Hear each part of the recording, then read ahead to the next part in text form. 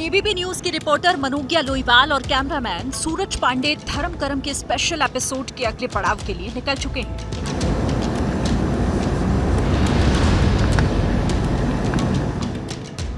और आज का पड़ाव है नर्मदा का केवड़िया।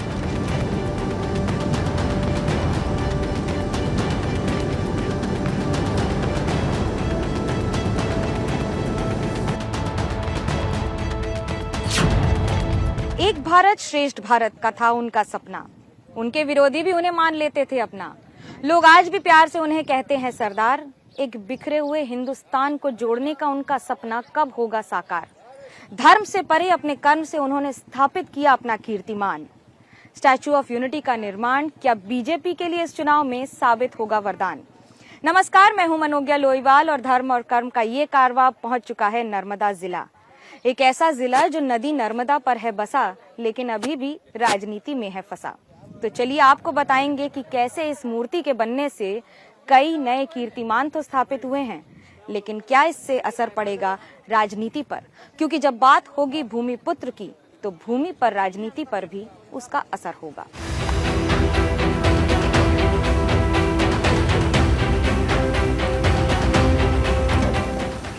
नर्मदा जिले का केवड़िया अहमदाबाद शहर से करीब 200 किलोमीटर दूर है।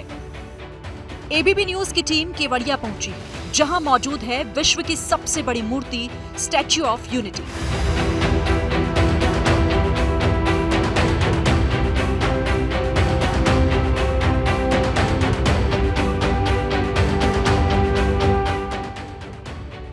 दो 2018 में प्रधानमंत्री नरेंद्र मोदी ने इस मूर्ति का अनावरण किया था और तब से ये जगह देश और दुनिया का एक बड़ा टूरिस्ट स्पॉट बनता जा रहा है। सरदार वल्लभ भाई पटेल की इस मूर्ति का वजन 3,64,000 टन है। पूरे देश से मिट्टी और लोहा मिलाकर इसे बनाया गया है। लेकिन एक बात बड़ी महत्वपूर्ण है, इसकी ऊंचाई 600 फीट, यानी कि अगर आप आम इमारत देखेंगे तो करीब 60 तल की एक बिल्डिंग की हाइट इस मूर्ति की है। अब दूसरी बात कि आप यहाँ पर सिर्फ 45 तल तक ही जा सकते हैं, यानी कि 450 फीट तक, जो कि ठीक उनके हृदय के पास आकर रुकती है, जिसे व्यूइंग गैलरी कहते हैं। और इस व्यूइंग गैलरी से आपको दिखता है नर्मदा का डैम, जो कि उनका सपना था और अब उनके दिल के पास खड़े होकर आप उनके नजर और नजरिए दोनों को भांप सकते हैं।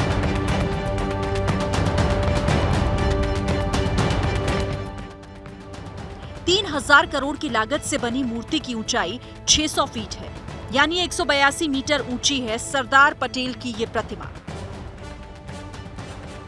इस जगह पर रोज मेले जैसा माहौल होता है।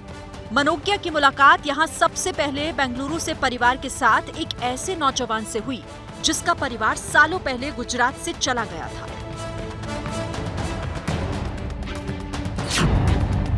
बहुत अच्छा लग रहा है, बहुत सालों बाद आ रहे गुजरात और हमारे पटेल जी को देखने आए हुए हैं। बहुत प्राउड फील हो रहा है। सबसे अच्छी बात क्या लगी? आप कहाँ रहते हैं, कहाँ से हैं, क्या नाम है? मेरा नाम है जयेश पटेल और हम बैंगलोर से। और बोल रहे गुजराती में? अंदाज आपका पूरा गुजराती है, तो यहीं से रहे हमेशा? कब? नहीं, हमारे दादा परदादा गुजरात में रहे, पड़े बोले। बड़ी इंटरेस्टिंग बात है, लोग बाहर से आते हैं गुजरात में काम करने के लिए। तब टाइम ऐसा था, उनको यहाँ छोड़ के वहाँ जाना पड़ा। अभी टाइम ऐसा है जो वहाँ छोड़ के यहाँ आना मन कर रहा है। परिवार है पूरा यहाँ पर। आप क्या करते हैं, क्या नाम है, कैसे यहाँ पर क्या एंजॉय कर रहे हैं? Everything is nice, the nature, the beauty, बहुत सब कुछ अच्छा है। आपके लिए क्या एक्सपीरियंस है, सबसे अच्छा क्या लग रहा है? मेरे लिए मैं तो बहुत सालों बाद आई हूँ यहाँ पे। यूजुअली किड्स के साथ आई हूँ देखने के लिए, उनको भी दिखाना है कैसा है। हमारा सरदार वल्लभ भाई पटेल टॉलेस्ट बिल्डिंग है, so they will also explore more here. It would be interesting I guess. बहुत इमोशनल भी हो जाते हैं देखकर कि विश्व की सबसे ऊंची मूर्ति हमारी। Yeah very much. We are actually very proud actually. And development इतना हो गया है यहाँ पे, रोड्स एंड ऑल देखो कितना बदल गया है actually. Very nice, we are proud. Thank you Modi ji actually. इस बातचीत से ये पता चला कि गुजराती चाहे जहाँ भी रहे, अपनी धरती और अपनों के प्रति उनका लगाव हमेशा बना रहता है। यहाँ आने वाले सैलानी हर दृश्य को कैमरे में कैद कर लेना चाहते हैं। यहाँ के हर सीन को हर कोई आंखों में भर लेना चाहता है। हर किसी की कोशिश यहाँ की यादों को सहेज कर ले जाने की होती है और हमारी कोशिश ये जानने की है कि इसका असर चुनाव पर क्या होगा। होटल सब हो गया है। पहले हम लोग आए तभी ऐसा कुछ नहीं था, खाली स्टैच्यू ही था इधर। और स्टैचू से क्या बदलाव आए हैं? स्टैच्यू से तो बहुत बदलाव आया है। अभी डेवलप ये स्टैच्यू वॉल का है, पहले नंबर का स्टैच्यू है अपना, तो फिर काफी बदलाव आया है। मुझे तो बहुत अच्छा लगा सरदार वल्लभ भाई पटेल जी की मूर्ति देख के, और प्राउड होता है कि इंडिया में और गुजरात, स्पेशली गुजरात में ये वर्ल्ड की बेस्ट मूर्ति बनी, ये स्टैचू बना, बहुत प्राउड होता है। पटेल नहीं होता तो शायद हैदराबाद और जूनागढ़ भी पाकिस्तान का पार्ट बन जाता, लेकिन ऐसे इंडिया यूनाइटेड है और इसके लिए हम बहुत प्राउड है।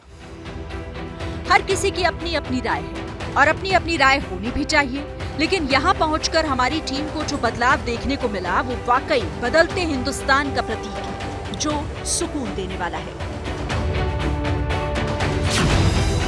इस इलाके में अगर आप आएंगे तो तस्वीर कैसे बदली है अब आपको वो दिखाते हैं। यहाँ पर चलने के लिए आपको ऐसे ई रिक्शा मिलेंगे। ई रिक्शा इसलिए क्योंकि ये इलाका अब पूरा एनवायरनमेंट फ्रेंडली हो गया है, यानी कि आपको ई व्हीकल्स का ही इस्तेमाल करना पड़ेगा। लेकिन ये ई रिक्शा सिर्फ और सिर्फ यहाँ की लड़कियां और महिलाएं चलाती हैं। 5 साल के कॉन्ट्रैक्ट पर उनको ये सिखाया जाता है, पूरी ट्रेनिंग दी जाती है, और उसके बाद 5 वर्ष तक जब ये ऑटो चलाती हैं तो उसके बाद ये ऑटो इन्हीं का हो जाता है।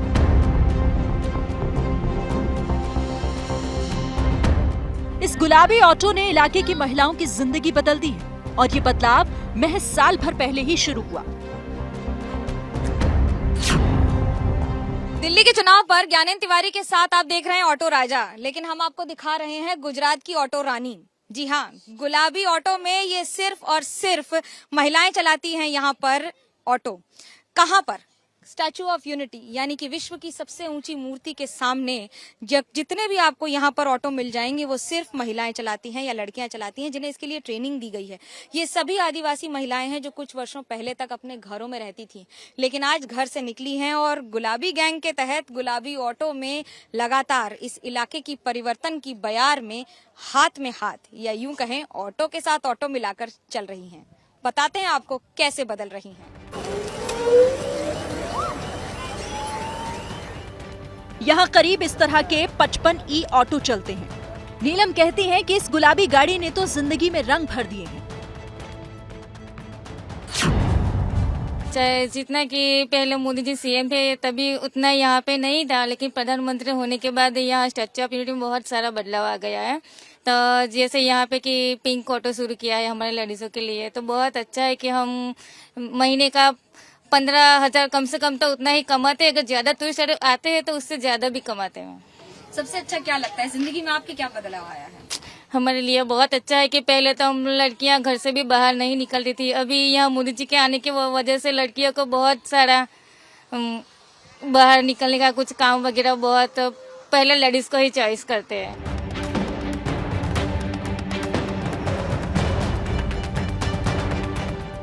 ऑटो की वजह से नीलम, प्रियंका, भाग्यश्री, नीरू जैसी महिलाओं की जिंदगी बदल चुकी है और इसका श्रेय महिलाएं प्रधानमंत्री नरेंद्र मोदी को देती हैं। हाँ, पहले तो हम घर पे ही थी, घर का काम कर रहे थे।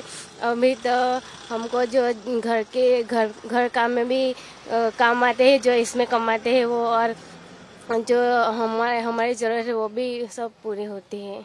एज अ पैसेंजर और टूरिस्ट यही लगता है हमें कि नरेंद्र मोदी सर ने जो ये व्यवस्था की है और स्पेशली वुमेन के लिए उनको आगे बढ़ने के लिए, उसके लिए हम थैंक्स दिल से धन्यवाद बोलते हैं।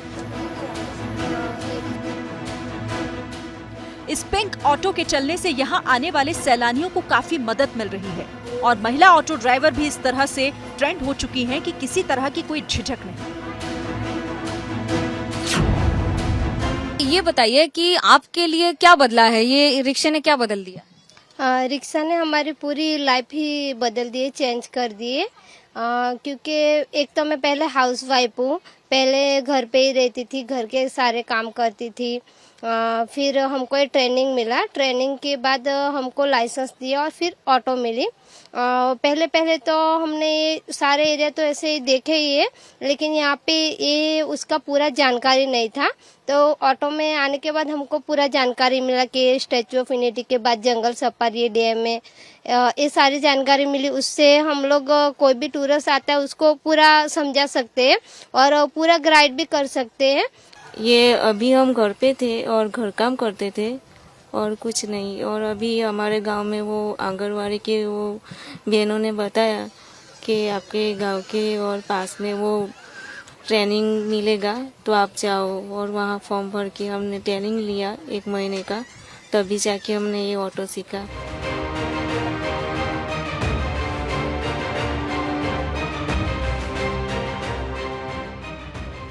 अगर आप यहाँ घूमने के लिए आते हैं तो ऑटो ड्राइवर महिलाएं आपको स्टैच्यू ऑफ यूनिटी से लेकर जंगल safari, Sardar Sarovar dam, boating point और साइट सीन तक आसानी से पहुंचा देंगी। हमारी टीम भी इनकी मदद से सरदार की प्रतिमा यानी स्टैच्यू ऑफ यूनिटी को दिखाने के लिए वहां तक पहुंच गई। सरदार वल्लभ भाई पटेल की मूर्ति विश्व की एकमात्र मूर्ति है जहां पर आपको मूर्ति को छूने की अनुमति दी जाती है, क्योंकि ये विश्व की सबसे विशालकाय, सबसे बड़ी मूर्ति ही नहीं, कई लोगों के लिए ये भगवान की प्रतिमा के समान है। ऐसे में भगवान तक पहुंचने के लिए किसी को रोकना गलत होगा, जिसकी वजह से सभी को प्रतिमा तक जाने की भी अनुमति है। और ये भी ध्यान में रखा जाता है कि आप उसे छू भी सकते हैं। विश्व की इतनी बड़ी प्रतिमा जिस तक आपको पहुंचने की अनुमति हो और उसे छूने की अनुमति हो, वो सिर्फ सरदार वल्लभ भाई पटेल की है। सिर्फ यही नहीं, अगर आप इनके पैरों को नजदीक से देखें तो कभी भी किसी भी व्यक्ति के दोनों पैर आसपास होते हैं, लेकिन सरदार के दोनों पैर थोड़े थोड़े अलग हैं, यानी एक पैर आगे बढ़ता हुआ, ये बताते हुए कि भारत प्रगति की राह पर आगे बढ़ रहा है और ये फिर एक नई शुरुआत है।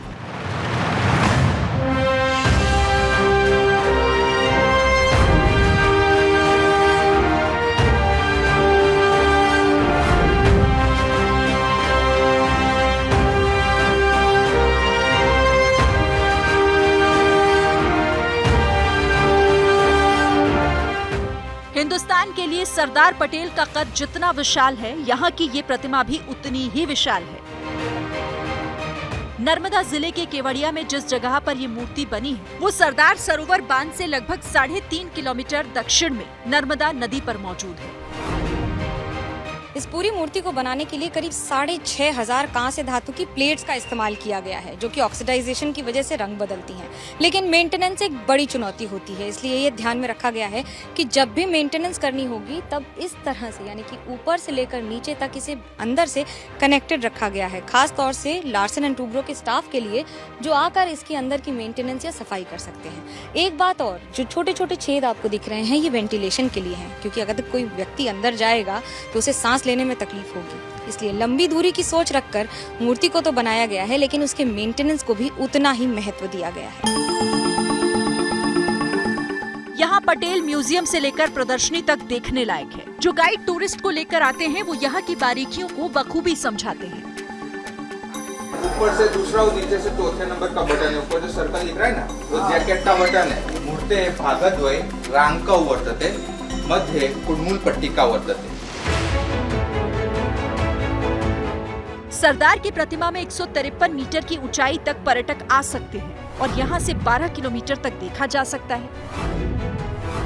एक मतलब अभूतपूर्व काम है, देख के ऐसा लगता नहीं है कि मतलब इंडिया में ऐसा बन सकता है, और बन गया। बहुत ही मतलब बढ़िया काम है और अशक्य काम को शक्य किया है। और भारत के अंदर तो और गुजरात के अंदर पूरे देश के लोग आ रहे हैं यहाँ इसको देखने के लिए। और देखने के बाद भी ऐसा लगता है, पहले बाहर ऐसा लगता है कि भाई बहुत ज्यादा पैसा है, और यहाँ से बाहर निकलते वक्त ऐसा लगता है कि बहुत मतलब कम में अपने को दिखा दिया, मजा आता है। जब आप वोट करते हैं तो क्या इन बातों का ध्यान रखते हैं? किस आधार पर क्या रखते हैं? जरूर कि भाई ये भारत बहुत ही अच्छा काम किया है, और ये काम बीजेपी और मोदी के सिवा शक्य ही नहीं था। सरदार पटेल की जब ये मूर्ति बनाई जा रही थी तब बहुत सवाल उठे थे, लेकिन यहाँ की खूबसूरती और बदलती तस्वीर ने उन सवालों को कुंद कर दिया। स्टैचू ऑफ यूनिटी की भले ही हाइट 600 फीट हो, लेकिन 450 फीट तक जाने के लिए 38 सेकंड में आप 45 तल तक चले जाते हैं। ये तो हुई तकनीक की बात, लेकिन इसको बनाने में भी जितनी मेहनत और कारीगरी की गई है वो भी प्रशंसा के काबिल है। दरअसल इतिहास में लौह पुरुष को उनकी महानता के लिए याद रखा जाएगा, लेकिन जिस तकनीक और जिस गति से उन्हें बना दिया गया है और इस प्रतिमा को सबके सामने रख दिया गया है, उसे भी इतिहास के पन्नों में ठीक उसी तरह दर्ज कर दिया जाएगा।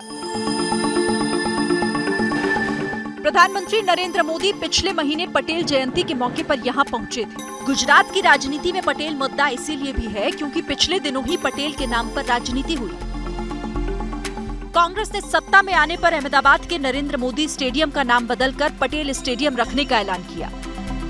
गुजरात में सबको पटेल चाहिए क्योंकि पटेल वोटर गुजरात में जीत की गारंटी है। गुजरात में पाटीदार वोटरों की आबादी 15% है।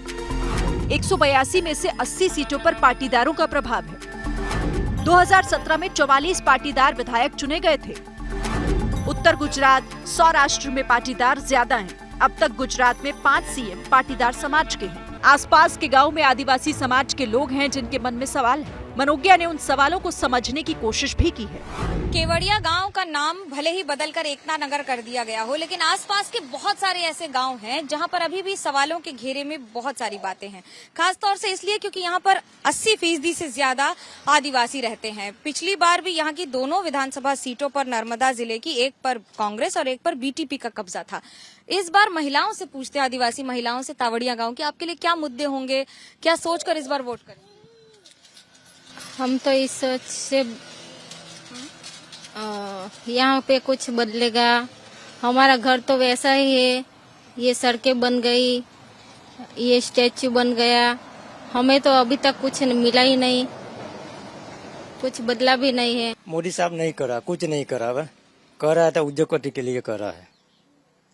सही बात, हम ऐसा सोच रहे हैं कि अपने लिए भी होना चाहिए कुछ न कुछ, कि सही आप विकास तो कर रहा है, नहीं कर रहा है ऐसा नहीं लग रहा, हमको तो विकास तो कर रहा है, अपने आदिवासी के लिए थोड़ा तो करना पड़ता है ना, इसलिए हम ऐसा सोचते हैं कि अपने लिए भी होना चाहिए। गुजरात में 15% आबादी आदिवासियों की है। राज्य में 27 सीटें इनके लिए आरक्षित हैं। 2017 में बीजेपी को 9, कांग्रेस को 15 सीटें मिली थी। यही वजह है कि बीजेपी इस बार आदिवासी वोटरों का दिल जीतने के लिए लगातार जोर लगा रही है। गांव की महिलाओं की देखिए, ये सड़कें बन गई हैं, इलाका बदल गया है, बहुत सारी तस्वीरों में अंदर आ गया है, लेकिन सर पर इतना सारा सामान लेकर लगातार चलना, वो भी दूर दराज के गांव में हर रोज, ये महिलाओं की ही ताकत होती है। महिलाएं ही होती हैं जो सरकार बनाती हैं और सरकार गिरा देती हैं। फिलहाल इस खास एपिसोड में इतना ही। फिर मिलेंगे आपसे किसी और जिले से किसी और कहानी के साथ। धर्म करम, चुनाव गरम। Thanks for watching. क्या मजबूरी है मेरी, बताइए। मैं अभी आपको बताती हूँ कि मैंने ओए होए होए होए नमकीन के चटकारे लेते हुए टकटकी मार के डिबेट शो को पॉज रिपीट कर करके देख रहे हैं जोगिंदर जी। इनकी तरह आप भी देखें अपनी फेवरेट डिबेट्स को रिपीट कर और डाउनलोड कीजिए एबीपी लाइव ऐप अपने स्मार्ट टीवी पर।